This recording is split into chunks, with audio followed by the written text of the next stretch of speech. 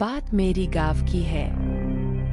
जब मैं छुट्टियों में गांव घूमने गया था।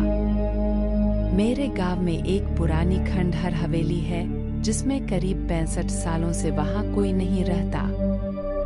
ये बात मुझे मेरे गांव के दोस्तों ने बताया। जब ये बात मुझे पता चली तो मेरा मन करने लगा कि मैं एक बार उस हवेली को देखूं। मुझे ऐसी जगहों पर जाना, उनके बारे में जानने में बहुत दिलचस्पी होती है। फिर एक दिन मैं अपने दोस्तों के साथ वहां जाने का प्लान बनाता हूं और उस खंडहर हवेली के सामने पहुंच जाता हूं। वहां दूर दूर तक कोई आता जाता नहीं था। मैंने जब ये बात अपने दोस्तों से पूछी कि यहाँ अगल बगल कोई रहता कोई नहीं, बल्कि लोग इस रास्ते भी आ जा नहीं रहे हैं, ऐसा क्यों? तो मेरे दोस्तों ने बताया ये हवेली सिर्फ पुरानी और खंडहर नहीं है, बल्कि ये हवेली एक भूतिया श्रापित हवेली है। मैं बोला, ऐसा तुम इतने यकीन से कैसे कह सकते हो? मेरे दोस्तों ने कहा, यहाँ पूरे गांव का यही मानना है। इसके बारे में एक बहुत पुरानी और सच्ची घटना यहाँ प्रसिद्ध है। मेरे मन में इसके बारे में जानने का ख्याल और बढ़ने लगा। मैंने पूछा, क्या है इसके पीछे की कहानी? तब उनमें से एक दोस्त ने मुझे बताना शुरू किया। आज से करीब 65 साल पहले इस हवेली के मालिक बहुत बड़े जमींदार हुआ करते थे। उनकी एक पत्नी भी थी जो बहुत सुंदर थी। उनका नाम सुलेखा था। उस समय ही डाकुओं के भी खौफ से लोग डरते थे। डाकुओं की टुकड़ी जिस गांव में भी घुसती थी, उस गांव को पूरी तरह बर्बाद कर देती थी। एक बार डाकुओं के सरदार को जमींदार के धन और संपत्ति पर नजर पड़ी, जिसके बाद उसने जमींदार के घर डकैती डालने का सोचा।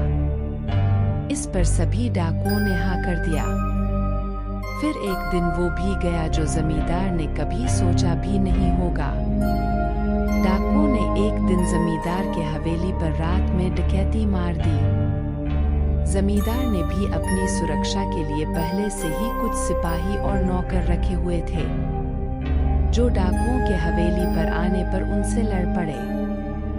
क्योंकि जमींदार के सिपाही और नौकर बहुत कम और साधारण हथियार के साथ थे, वहीं डाकुओं की संख्या बहुत ज्यादा थी और अच्छे हथियार के साथ लैस थे, जिसकी वजह से जमींदार के सिपाहियों और नौकरों को कुछ ही देर में मार डाला। ये सब जमींदार देखने के बाद सोचा, इससे पहले कि डाकू हवेली का दरवाजा तोड़कर अंदर घुस जाए, उसे अपनी पत्नी और खजाने को छुपा देना चाहिए। फिर उसने उस खजाने को एक हवेली में ही किसी खुफिया जगह पर छुपा दिया और अपने पत्नी को एक कमरे के अंदर एक और खुफिया कमरे में छुपा दिया और बाहर से कमरा बंद कर दिया। इसके बाद कुछ ही देर में डाकू हवेली का दरवाजा तोड़कर अंदर घुस गए, जिसमें जमींदार की मौत डाकुओं के हाथों हो गई। पर जमींदार ने मरते मरते अपने खजाने का पता उन डाकुओं को नहीं बताया। डाकुओं ने खजाने को बहुत खोजा पर वो नहीं मिला।